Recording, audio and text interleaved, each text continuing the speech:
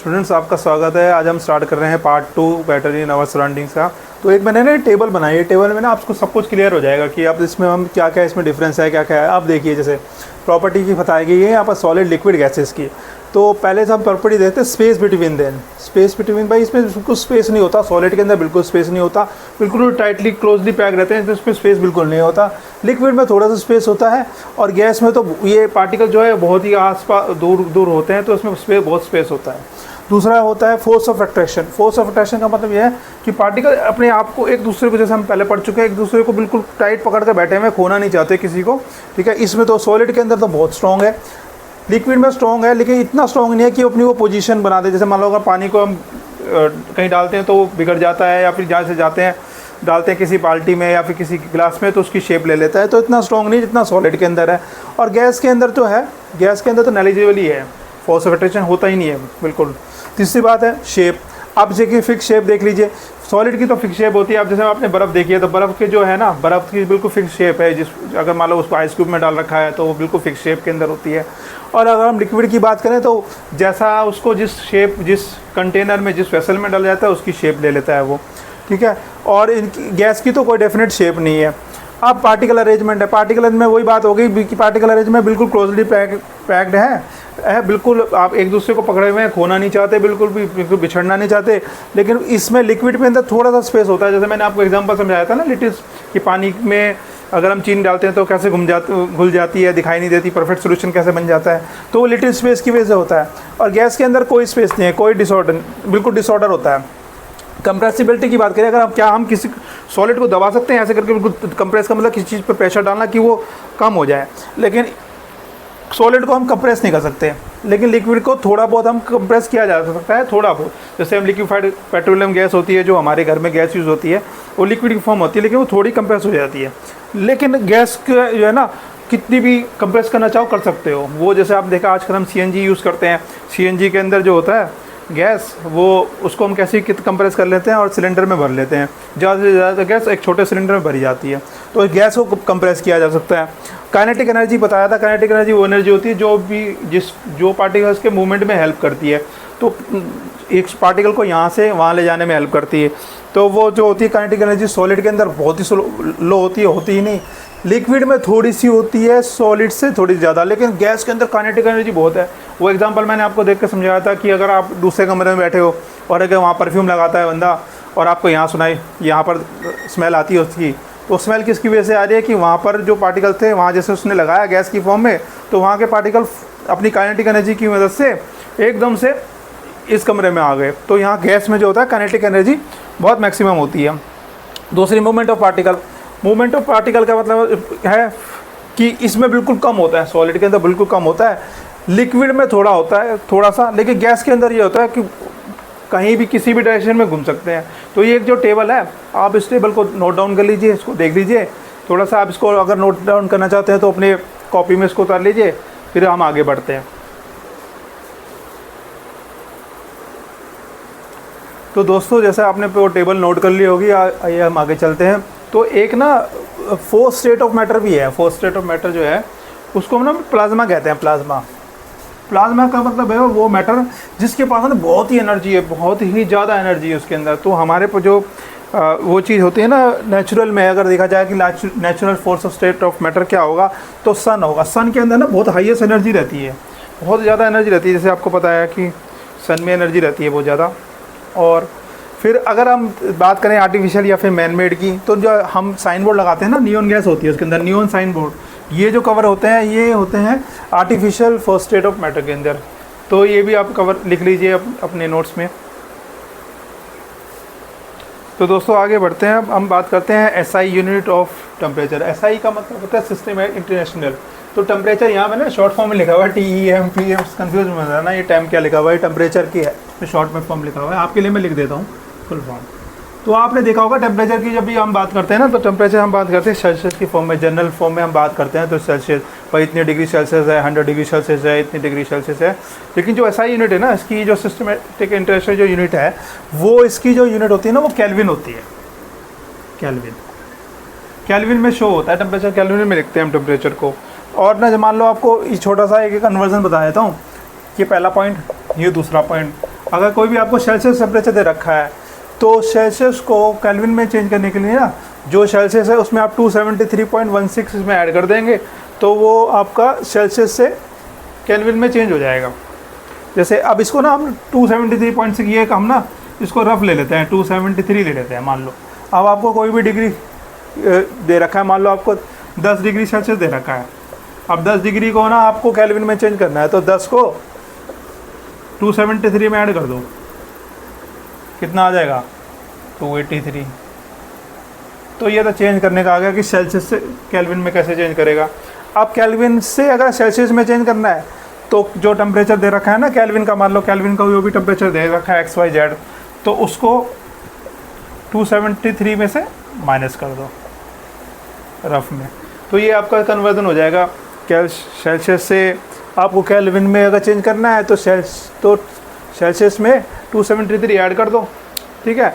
और अगर kelvin to Celsius करना है तो केल्विन जो दे रखा है उसमें -273 डिग्री कर दो, तो ये आपका वो कन्वर्जन हो जाएगा। तो ये आप नोट के डाउन कर लीजिए, आगे बढ़ते हैं फिर। तो स्टूडेंट्स अब हम पढ़ते हैं कि क्या मैटर अपना स्टेट चेंज कर सकता है। हाँ, तो इसका जवाब है हाँ, यस, मैटर जो अपना जो है ना स्टेट चेंज कर सकता है एक स्टेट से दूसरे स्टेट से, लेकिन उसके लिए ना काफ़ी जैसे टेम्परेचर का क्या रोल रहेगा, प्रेशर का क्या रोल रहेगा, ये फैक्टर्स डिपेंड करते हैं। एक छोटा सा एग्जांपल समझते हैं। मान लो मैंने एक ना बर्फ़ ली। अब बर्फ़ जो है ना ये आइस क्यूब है, ठीक है, आइस क्यूब है। अब मान लो हल्की सी गर्मी हुई या हल्का सा हीट दिया, गर्मी हुई, तो ये ना पिघलनी स्टार्ट हो जाएगी, ये मेल्ट होनी स्टार्ट हो जाएगी। यहाँ जो लिक्विड में ये मेल्ट होनी स्टार्ट हो जाएगी, पिघलनी स्टार्ट हो जाएगी, पिघलनी स्टार्ट हो जाएगी। अब इसको जो ये पानी बन गया ना, पानी जब बन गया ये, अब ये जो पानी था, अब मैंने इसको हीट दे दी थोड़ी सी हल्की सी, तो ये गैस के फॉर्म में चेंज हो जाएगी, गैस के फॉर्म में चेंज हो जाएगी। तो इससे हम पता लगता है कि अगर हम टेम्परेचर बढ़ाते हैं या फिर टेम्परेचर का क्या रोल होता है। अभी हम पढ़ेंगे प्रेशर का क्या रोल है। अगर टेम्परेचर और जो प्रेशर दो इंपॉर्टेंट फैक्टर है जिसकी वजह से एक मैटर अपनी एक स्टेट से दूसरे स्टेट में चेंज होता है। तो आइए हम आगे बढ़ते हैं कि टेम्परेचर का क्या रोल होता है, इफेक्ट ऑफ टेम्परेचर का क्या रोल है। आप इसको देख लीजिए थोड़ा सा। तो दोस्तों स्टूडेंट्स, अब हम ये जानते हैं कि भाई टेम्परेचर का क्या रोल होता है मैटर के चेंज होने में, एक स्टेट से दूसरे स्टेट में चेंज होने में क्या रोल होता है। अब आप एक बात ये देखिए कि मान लो जैसे मैंने किसी भी स्टेट में किसी भी चीज़ का टेम्परेचर बढ़ा दिया। जैसे ही टेम्परेचर बढ़ाया ना, जैसे मान लो मैंने ये कोई सॉलिड था, अब मैंने इसमें टेम्परेचर दिया, हीट दी मैंने इसके अंदर, टेम्परेचर दिया इसके अंदर, ठीक है। जब टेम्परेचर दिया ना मैंने इसके अंदर, तो क्या होगा कि काइनेटिक एनर्जी जो पार्टिकल्स की वो बढ़ने लगी। काइनेटिक एनर्जी हम पहले पढ़ चुके हैं, अगर आपने नहीं पढ़ा तो मेरे फर्स्ट पार्ट में जो वीडियो डाला था उसके बारे में मैंने बता रखा है। तो उसकी काइनेटिक एनर्जी बढ़ने लगी। काइनेटिक एनर्जी वो एनर्जी जो उसकी मूवमेंट में हेल्प करेगी, पार्टिकल्स की मूवमेंट में हेल्प करेगी। फिर काइनेटिक एनर्जी जैसे ही बढ़ी ना, तो मॉलिक्यूल्स ना वाइब्रेट होने स्टार्ट हो जाएंगे, जल्दी जल्दी हिलने स्टार्ट हो जाएंगे। जब हिलने स्टार्ट होंगे वो तो यहाँ से जो स्टेट था ना वो यहाँ चेंज हो जाएगा स्टेट। और जैसे मॉलिक्यूल्स के बीच के अंदर इनका इंटरमॉलिक्यूलर फोर्स, जैसे टेम्परेचर देने पे इंटरमॉलिक्यूलर फोर्स टूटेगा। इंटरमॉलिक्यूलर फोर्स मतलब वही फोर्स जो एक दूसरे को पकड़ के बैठे हुए, वो फोर्स जो टूटेगा तो मैटर जो स्टेट अपनी जो है स्टेट है वो चेंज कर देगा, सॉलिड से लिक्विड में आ जाएगा वो, ठीक है। अच्छा एक बात ना आ जाएगा। अब एक बात आता है, एक टॉपिक आता है melting point. Melting point, melting point क्या होता है? मेल्ट का मतलब होता है, मेल्टिंग पॉइंट का मतलब होता है कि वो टेम्परेचर पॉइंट, ऐसे ना फ्यूज़न भी कहते हैं, वो टेम्परेचर, वो पॉइंट जिस पर सॉलिड जो है ना लिक्विड में जो चेंज होना स्टार्ट हो जाए, तो वो पॉइंट, वो टेम्परेचर जिस पर कोई सॉलिड एक लिक्विड में चेंज होना स्टार्ट हो जाए। जैसे बर्फ़ है ना, बर्फ़ का मेल्टिंग पॉइंट क्या है? आइस का मेल्टिंग पॉइंट क्या है? मेल्टिंग पॉइंट है 0 डिग्री। अब 0 डिग्री सेल्सियस के अंदर ना जब आ जाता है तो वो सॉलिड से लिक्विड में चेंज होना स्टार्ट हो जाता है, यही मेल्टिंग पॉइंट है। आई होप ये क्लियर होगा आपको। आगे बढ़ते हैं इसमें। तो दोस्तों एक डायग्राम पर डालो आप, डायग्राम पर नज़र डालो और अब इसमें ना इसी डायग्राम पे ना, इसी डायग्राम के अंदर मैं आपकी सारी डेफिनेशन कवर कर दूंगा। सब्लिमेशन क्या होता है, वेपराइजेशन क्या होता है, कंडेंसेशन क्या होता है, ये सारी डेफिनेशन जो है मैं इसमें कन्वर्ट आपको एक्सप्लेन कर दूंगा। तो आप देखते हैं मैं जानिए, अगर किसी भी सॉलिड को हम लिक्विड में कन्वर्ट हो रहा है वो, ठीक है, तो उस प्रोसेस को हम बोलते हैं फ्यूजन या मेल्टिंग। किसी भी सॉलिड का किसी भी लिक्विड में कन्वर्ट होना उसको हम बोलते हैं फ्यूजन या मेल्टिंग। और उसी का उल्टा अगर किसी का लिक्विड को हम सॉलिड में कन्वर्ट कर दें, मतलब पानी था ना, पानी को बर्फ़ फ्रिज में रख दिया आपने और उसकी बर्फ़ जम गई, यानी लिक्विड को सॉलिड में कन्वर्ट कर दिया, उस प्रोसेस को हम सॉलिडिफिकेशन कहा जाता है। ठीक है, अब आप बात देखो, लिक्विड को अगर हम किसी को गैस में कन्वर्ट करते हैं, गैस में, तो उस प्रोसेस को हम बोलते हैं वेपराइजेशन। लिक्विड को अगर गैस में कन्वर्ट करते हैं तो उसको हम बोलते हैं वेपराइजेशन। और अगर उसी गैस को अगर हम किसी भी गैस को अगर हम लिक्विड में कन्वर्ट कर रहे हैं, किसी भी गैस को अगर हम लिक्विड में कन्वर्ट कर रहे हैं, तो उस प्रोसेस को कहते हैं हम कंडेंसेशन। क्या कहते हैं? कंडेंसेशन। तो ये तो छोटा सा क्लियर हो गया। अब आप देखो, मान लो किसी भी सॉलिड को, ये आ जाता है क्वेश्चन ना, इंपॉर्टेंट है, ये पूछ लेते हैं एग्ज़ाम में, 2 मार्क्स में पूछ लेते हैं, या फिर जब आता है टिक मार्क में पूछा जाता है। किसी भी सॉलिड को लिक्विड की स्टेट में जाए बिना अगर हम सीधा उसको गैस में कन्वर्ट कर दें तो उस प्रोसेस को कहते हैं सब्लिमेशन। किसी भी सॉलिड को अगर हम लिक्विड की स्टेट में पहुँचाए बिना और सीधा गैस में कन्वर्ट कर दे तो उस प्रोसेस को सब्लिमेशन कहा जाता है। इसका एग्जाम्पल बहुत सिंपल सा बताता हूँ, घर में डेली यूज़ होता है। मान लो जब हम सर्दियों के कपड़े रखते हैं ना, तो मम्मी ना नेपथलीन बॉल रखती है, नेपथलीन बॉल रखी होगी, देखा होगा, वाइट कलर की मोटी मोटी गोलियाँ होती है। वो बॉल जब रखते हैं ना आप कपड़ों के बीच में, तो वो सॉलिड फॉर्म में होती है, लेकिन जब आप देखते हो कुछ दिन बाद चेक करते हो कि भाई कपड़े सही हैं क्या है, तो वो गायब हो जाती हैं। तो वो प्रोसेस तो ना सब्लिमेशन होता है। वो जो कहता है सॉलिड को ना, वो सॉलिड की जो नेपथलीन बॉल्स थी वो सीधा गैस में कन्वर्ट हो जाती है, तो उसी प्रोसेस को सब्लिमेशन आता है। ये थोड़ा इंपॉर्टेंट है। नेपथलीन बॉल्स कहते हैं, नेपथलीन बॉल्स, ठीक है। उसको कपूर का प्रोसेस थोड़ा डिफरेंट है, ठीक है। और अब मान लो गैस है, गैस जो है, गैस अगर गैस को हमें सॉलिड में कन्वर्ट करना है, सॉलिड में कन्वर्ट करना है, तो उस प्रोसेस को हम कहते हैं डिपोजिशन। जिसका वो एक एग्जांपल है बहुत बेहतरीन, ड्राई आइस। ड्राई आइस क्या होती है बता देता हूँ।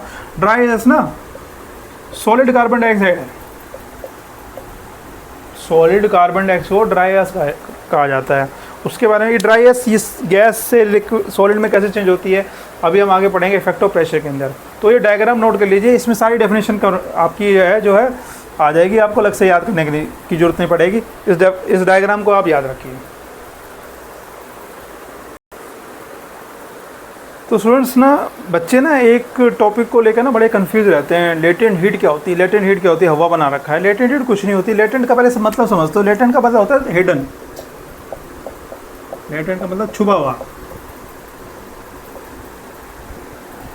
तो लेटेंट सिंपल भाषा में समझे, लेटेंट हीट ऑफ फ्यूजन का डेफिनेशन चाहे आप बुक में पढ़ सकते हैं। मेरा काम है आपको बिल्कुल एक्सप्लेन कर देना इसमें, इससे आपको समझने में कोई दिक्कत ना आए। लेटेंट का मतलब, हीट ऑफ फ्यूजन का मतलब होता है कि वो हीट जब जो सॉलिड को लिक्विड में चेंज कर दे, लेकिन बिना किसी टेम्परेचर के इंक्रीज किए।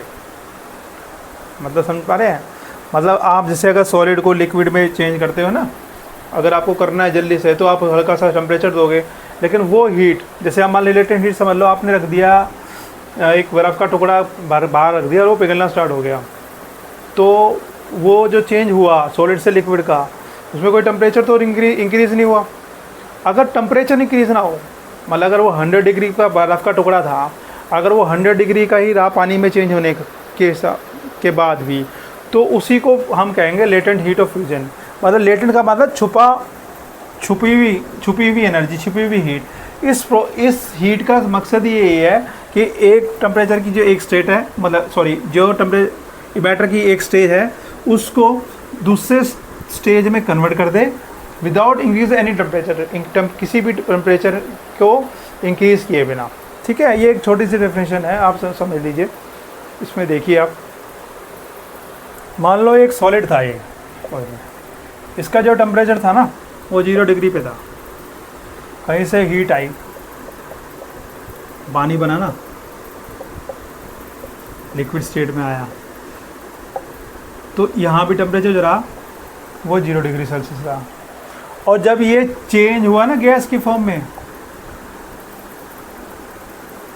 तो यहाँ भी जब टेम्परेचर था वो 0 डिग्री सेल्सियस रहा। तो कहने का मतलब ये है कि लेटेंट हीट ऑफ फ्यूजन वो हीट है जो एक मैटर के स्टेट को दूसरे मैटर स्टेट में कन्वर्ट करे विदाउट इंक्रीज एनी टेम्परेचर। ये सिंपल सा प्रोसेस है। ये लेटेंट ऑफ फ्यूजन क्या होता है, ठीक है। एक आता है latent heat of vaporisation. Latent heat of vaporisation का मतलब होता है कि इस मैटर की जो स्टेट है, इस मैटर की स्टेट जो है, ये स्टेट लिक्विड स्टेट गैस में कन्वर्ट हो जाए लेकिन टेम्परेचर में इंक्रीज ना हो। मतलब अगर यहाँ जो टेम्परेचर था ना, मान लो एक्स टेम्परेचर था, मान लो आपके पास एक्स टेम्परेचर था यहाँ पर एक्स डिग्री सेल्सियस, तो जब ये लेटेंट हीट ऑफ वेपराइजेशन में बोला जाएगा, वेपर का मतलब मैंने समझा दिया उसके अंदर आपको डायग्राम में, जो एक्स डिग्री टेम्परेचर था ना, कुछ भी हो सकता है लिक्विड का, तो जब वो गैस फॉर्म में आया ना, वो भी एक्स डिग्री ही रहे, कोई टेम्परेचर में चेंज नहीं होना चाहिए। अगर ये चीज़ प्रोसेस फॉलो हो रही है तभी हम इसको बोलेंगे लेटेंट हीट ऑफ वेपराइजेशन। और पहले जो पढ़ा, अगर ये चीज़ प्रोसेस हो रही है, टेम्परेचर सेम रहे, तो इस चीज़ को हम बोलेंगे लेटेंट हीट ऑफ फ्यूजन, ठीक है। ये कन्वर्ट हो गया। तो दोस्त स्टूडेंट्स, अब देखो हम दूसरा एक टॉपिक पढ़ रहे हैं, इफेक्ट ऑफ प्रेशर। ये सब पढ़ने से पहले ना मैं आपको एक छोटी सी बात बताता हूँ। मान लो एक क्लास है, उस क्लास के अंदर ना 20-30 बच्चे बैठे हुए हैं, 20-30 बच्चे बैठे हुए हैं, और मैडम यहाँ पर एक मैडम कोई है नहीं, या अगर है भी तो कोई मिस है जिसका कोई इफेक्ट ही नहीं हो रहा है। मान लो यहाँ बच्चे बैठे हुए हैं, यहाँ पर कहानी सुनना एक, बस इस समझ में आ जाएगा ये टॉपिक, ठीक है। बच्चे हुड़दंग कर रहे हैं, कोई क्लास में भाग रहा है, कोई कुछ कर रहा है, कोई कुछ कर रहा है, कोई इधर भाग रहा है, कोई उधर भाग रहा है, चिल्ला रहा है, चिल्ला में कर रहे हैं, क्लास भी पूरी डिस्टर्ब हो रही है। अब क्या है ना, एक ना स्ट्रिक्ट मास्टर साहब आ गए, तगड़े स्ट्रिक्ट मास्टर आ गए जिनका रौब है, जिससे बच्चे डरते हैं, ठीक है। जैसे ही वो आए ना, उनका प्रेशर बढ़ गया, दिमाग में प्रेशर, अरे वो सर एक्स सर आ रहे हैं, भागो भागो भागो, बैठो बैठो बैठो। तो ये जितने भी हुड़दंग बच्चे थे ना, ये जितने भी हुड़दंग, ये इकट्ठा हो गए एक साथ बैठ जाएंगे। ये हुड़दंग हो गए इकट्ठा एक साथ बैठ जाएंगे। क्या हुआ इसके अंदर, इस केस में हुआ क्या, जैसे वो सर आए ना, एक्स, मान लो उनको एक्स सर बोलते हैं, एक्स सर आए ना, तो एक्स सर ने क्या किया, एक्स ज़्यादा बार यूज़ नहीं करूँगा, हैं अभी वो लोग कुछ बोलने लग जाओ कि सर एक्स यूज़ कर रहे हैं, चलो वाई बोल देते हैं। तो वाई सर आए, तो वाई सर ने देखा ये बच्चे बड़े हुड़दंग बचा रहे हैं, फिर उन्होंने अपना प्रेशर लगाया, ओ भाई बैठो इधर, यहाँ बैठो, डांट डपट के जैसे बैठा के सबको इकट्ठा कर दिया। तो यही जो काम है ना, अगर प्रेशर बढ़ा दिया, प्रेशर मैंने बढ़ा दिया, तो जो भी गैस के मॉलिक्यूल थे ना, वो एक जगह इकट्ठे होकर आ जाएंगे। यही काम है प्रेशर का, ठीक है। सोच लो, थोड़ा सा समझ में आगे बताता हूँ। अब ये बात करते हैं, ये समझ में आ गया इफेक्ट ऑफ प्रेशर का। अब समझ में, हमने जैसे बात करी थी ड्राई गैस होता क्या है, ये भी एक दो मार्क क्वेश्चन में पूछ लेता है। बस solid form of CO2, solid form of CO2 है, यानी carbon dioxide, solid form of CO2 है। अब कार्बन डाइऑक्साइड तो गैस है अपनी, तो हमने गैस की फिर जो प्रॉपर्टी पड़ी हुई है वो ये पड़ी है कि भाई जो पार्टिकल्स है वो रैंडमली यहाँ पर ऐसे फैले होते हैं, दूर दूर होते हैं। अब इसको सॉलिड के फॉर्म में कैसे लाया जाए। मान लो हमने कोई ऐसे यत्न किया, ऐसा प्रोसेस किया, अगर CO2 को सबको मैंने ऐसे इकट्ठा डाल दिया ऐसे करके, तो सबको चिपकवा दिया आपको आप एक दूसरे के साथ में। जब CO2 सारे इकट्ठे हो गए, बन गई ना, तो ये सॉलिड की फॉर्म में आ गई। तो हुआ क्या, जब मैंने प्रेशर इंक्रीज़ किया ना, जैसे मैंने आपको एग्जांपल समझा, प्रेशर इंक्रीज़ किया तो सारे ओ इधर आओ भाई। तो ये सारे जितने भी पार्टिकल्स थे ना, सारे पार्टिकल्स आके इकट्ठे जुड़ गए वो, और ये सॉलिड की फॉर्म में आ गई। तो यही जो थी, ये ड्राई गैस के एग्जाम्पल से मैंने समझा दिया भाई प्रेशर का क्या इफेक्ट होता है, ठीक है। आई होप ये क्लियर होगा आपको भी। आगे बढ़ते हैं। तो दोस्तों, फ्रेंड्स, स्टूडेंट्स, आप देखिए एक इवेपोरेशन का टॉपिक पढ़ने जा रहे हैं। ये भी बहुत सिंपल टॉपिक है, ज़्यादा बड़ा नहीं है। मतलब वो प्रोसेस जब कोई भी लिक्विड अपना स्टेट चेंज करके वेपर पे चेंज हो जाए, किसी भी टेम्परेचर पे, कोई भी टेम्परेचर हो उसमें फ़र्क नहीं पड़ता, लेकिन वो जो टेम्परेचर होना चाहिए वो उसके बॉइलिंग पॉइंट से कम होना चाहिए, वो उसके बॉइलिंग पॉइंट से कम होना चाहिए। डेफिनेशन देख समझा देता हूँ क्या है। मान लो ये एक बाल्टी है या बीकर है, जो भी है, इसमें पानी भरा हुआ है, ठीक है। अब पानी का जो बॉइलिंग पॉइंट है ना, पानी का बॉइलिंग पॉइंट है वो 100 डिग्री सेल्सियस है। बॉइलिंग पॉइंट का मतलब ये होता है कि इस डिग्री पे पानी जो है बॉयल होने यानी उबलना स्टार्ट होता है। तो ये पानी है, बेसिक डिफरेंस समझना बॉइलिंग में और इवेपोरेशन के अंदर क्या है। तो जब ये पानी लिक्विड की स्टेज में, मान लो मैंने हीट दी, कोई भी टेम्परेचर बढ़ाया इसका, टेम्परेचर बढ़ाया इसका, तब जब ये पानी वेपर की स्टेट में चेंज होना स्टार्ट हो गया ना, तो इसका जो टेम्परेचर होगा ना वेपर्स का, इसका जो टेम्परेचर होगा वेपर्स का, वो 100 डिग्री सेल्सियस से कम होना चाहिए। वो 100 डिग्री सेल्सियस नहीं हो सकता, ना तो उससे ज़्यादा हो सकता, वो कम होना चाहिए। तभी उसी प्रोसेस को हम इवेपोरेशन बोलेंगे, वाष्पीकरण बोलेंगे। नहीं तो अगर ये 100 डिग्री सेल्सियस हो रहा है ना, तो ये बॉइलिंग हो रही है। अगर ये 100 डिग्री सेल्सियस यहाँ पर आपको टेम्परेचर दिखाई दिया ना, तो ये बॉइलिंग हो रही है, ना कि ये इवेपोरेशन हो रहा है। तो इवेपोरेशन का मतलब सिंपल है कि जब भी कोई भी लिक्विड वेपर स्टेट में चेंज होगा, किसी भी टेम्परेचर पे हो जाए, लेकिन हमेशा दूसरा पॉइंट ये याद रखना, उस लिक्विड के बॉइलिंग पॉइंट से हमेशा टेम्परेचर कम होना चाहिए। ये बेसिक डिफरेंस है इवेपोरेशन में और बॉइलिंग के अंदर। तो ये बात आप ज़रा ध्यान रखना। और दूसरा इसका जो है कैरेक्टरिस्टिक्स है, ये ना एक सरफेस फिनोमेना है। सरफेस फिनोमेना का मतलब ये हो गया, मान लो ये पानी है यहाँ पर, ये यहाँ तक पानी भरा हुआ है यहाँ पर, और ये यहाँ पानी है पूरा। मान लो जब आपने टेम्परेचर बढ़ाया ना, हीट बढ़ाई, जब यहाँ पर टेम्परेचर बढ़ाया, तो ये जो सरफेस पे होगा ना, ये सरफेस पे यहाँ पर मतलब जो ऊपरी सतह पे होंगे, सरफेस का मतलब जो ऊपरी सतह पे होंगे, ये जब ये जो लिक्विड जब वेपर स्टेट होगा में चेंज होना स्टार्ट होगा ना, ये वाला ऊपर वाले सतह वाला, तभी इस प्रोसेस को इवेपोरेशन कहा जाएगा। मान लो अगर ये पूरा पानी चेंज होने लग जाए तो वो इवेपोरेशन नहीं है, वो है आपका बॉइलिंग। लेकिन अगर ऊपरी सतह, सबसे ऊपरी सतह का पानी जब भाप में चेंज होना स्टार्ट हो जाए, वेपर में होना स्टार्ट हो जाए, उसी को हम इवेपोरेशन कहेंगे। तो ये बहुत ही बेसिक सा डिफरेंस है, इसको भी देखिए। अब आगे बढ़ते हैं फैक्टर्स के बारे में, इसको फिर ख़त्म हो जाएगा ये चैप्टर, फैक्टर्स कैसे अफेक्ट करते हैं इवेपोरेशन को।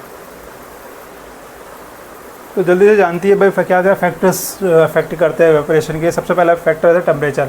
मान लो अगर टेम्परेचर बढ़ेगा, टेम्परेचर इंक्रीज़ होगा तो इवेपोरेशन भी इंक्रीज़ होगा। जितना आप टेम्परेचर बढ़ाओगे उतना ही आपका जल्दी से इवेपोरेशन होगा। ये तो बहुत ही सिंपल है। सरफेस एरिया बढ़ेगा तो इवेपोरेशन बढ़ेगा। इसको थोड़ा समझते हैं। सरफेस एरिया का मतलब हो गया, मान लो क्या हुआ कि आपकी मम्मी ने कहा यहाँ पे कपड़े सुखा के यहाँ पर ऊपर रस्सी के अंदर पे, तो आप गए कपड़े सुखाने, और आपने जो टी शर्ट थी या कुछ भी था ना, वो टी शर्ट ऐसे ऐसे ना फैला के ऐसे सिंपल डाल दी जिसमें वो प्रॉपर कवर नहीं हुए। तो मम्मी गई ऊपर, मम्मी ने देखा भाई कपड़े सूख गए 1 घंटे में, तो कह रहा देखने गई तो पता लगा कि कपड़े तो सूखे नहीं, आगे थे, आपको एक चमाट लगाई क्या भाई ये कैसे फैला रखा है। तो सरफेस एरिया बढ़ा दिया उन्होंने। अब उसने देखा आधे घंटे में आपको कहीं जाना है, मम्मी मुझे कपड़े जल्दी चाहिए, तो उसने कहा क्या कि कपड़े जो रस्सी थी ना प्रॉपर, उस रस्सी के ऊपर ना उस कपड़े को पूरी तरह से फैला दिया, मतलब उसका सरफेस एरिया बढ़ा दिया कि उस पर पूरा टेम्परेचर पड़े, हर जगह ढंग से टेम्परेचर पड़े। तो जब सरफेस एरिया बढ़ जाएगा ना, सबसे ज़्यादा सरफेस एरिया बढ़ जाएगा, मतलब जैसे पहले तो आपने इस कपड़े को ऐसे सुखा दिया था, ये कपड़ा जो था ऐसे सुखा दिया, और ना ये ढंग से सूखा, ना यहाँ से ढंग से सूखा नहीं, मतलब इसको मैंने अपने ऐसे प्रॉपर करके मैंने इसको ऐसे सुखा दिया कपड़े को, जहाँ पर इस टेम्परेचर का इसके हर कर्ण पे, इसके हर जगह इस टेम्परेचर ही हो, तो इसमें ऐसे सुखा दिया इसको ऐसे करके। जब ऐसे करके सुखाया ना, तो देखा यहाँ पर प्रॉपर टेम्परेचर पड़ा, तो ये कपड़ा जल्दी सूख गया। यही अब सरफेस एरिया बढ़ा, इवेपोरेशन बढ़ गया। अच्छा, ह्यूमिडिटी क्या होता है? ह्यूमिडिटी का मतलब होता है कि वाटर वेपर का ऑलरेडी जो है एटमॉस्फेयर में प्रेजेंट रहना। अब अगर आप वाटर वेपर ऑलरेडी है, आपने देखा होगा, मतलब ह्यूमिड टेम्परेचर है, वाटर वेपर ऑलरेडी प्रेजेंट है, ह्यूमिडिटी ज़्यादा बढ़ी हुई है, तो इवेपोरेशन ना डिक्रीज़ हो जाएगा। मतलब पहले से ऑलरेडी वहाँ पर वाटर वेपर है एयर के अंदर, तो ये प्रोसेस जो है ना, ये स्लो हो जाएगा, थोड़ा स्लो हो जाएगा ये प्रोसेस। और चौथा प्रोसेस ये है विंड स्पीड। विंड स्पीड का मतलब देखा होगा कि जब हवा तेज़ चल रही हो ना, तो कपड़ा जल्दी सूखता है। विंड स्पीड जाती है ना, जब विंड आती है, बहुत सारी विंड आ रही है, हवा चल रही है, तेज़ चल रही है, तो वो कपड़ा प्रॉपर तरीके से हिल भी रहा होता है, ठीक है, उस पर प्रॉपर उस पर विंड आ रही होती है हर जगह से, तो उसमें भी ना इवेपोरेशन जो है वो इंक्रीज़ हो जाता है। ये तो फैक्टर होते हैं। अच्छा, अभी इसको हम ख़त्म करते हैं और एक छोटा सा एग्जांपल बताता हूँ। इवेपोरेशन ना कूलिंग इफेक्ट देता है, ये बता गए। इवेपोरेशन जो है कूलिंग इफेक्ट देता है। कूलिंग इफेक्ट का मतलब होता है, मान लो कैसे आप समझाता हूँ आपको, एक छोटा एग्जाम्पल देते हैं। गर्मी में बोला जाता है ना कॉटन के कपड़े पहनने, कॉटन के कपड़े पहनने। कॉटन के कपड़े पहनने से होता क्या है, क्यों पहनने हैं कॉटन के कपड़े, बस कह दिया क्वेश्चन, ऐसा नहीं है। मान लो क्या हुआ, जब आपने कपड़े पहने हुए और आपके अंदर पसीना आना स्टार्ट हुआ, जो पसीना आना स्टार्ट हुआ ना, तो वो कपड़े की जो कॉटन की जो वो है ना खासियत है, वो सोखती है आपके पसीनों को। जब आपके पसीने को उसने सोख लिया, तो जब वहाँ कपड़े पे पसीना आ गया ना, तो इवेपोरेशन के प्रोसेस से वो जो पसीना था वो एकदम से लिक्विड जो है वो बन गया, उड़ गया, क्योंकि पसीना तो लिक्विड के फॉर्म में है, तो वो वेपर की स्टेट में चला जाता है। और जब वो वेपर की स्टेट में चला जाता है ना, मतलब अपना इफेक्ट तो ख़त्म कर गया, तो जो अंदर का हिस्सा है ना, वो आपको कूलिंग इफेक्ट देता है। तो यही इवेपोरेशन का हमारे पास हमने पढ़ा, इवेपोरेशन क्या होता है, matter in states, our surrounding, सब कुछ पढ़ा। तो अब इसको यहीं हम विराम देते हैं और मिलते हैं आपको एक अगले टॉपिक के अंदर। तब तक के लिए जय हिंद, जय भारत।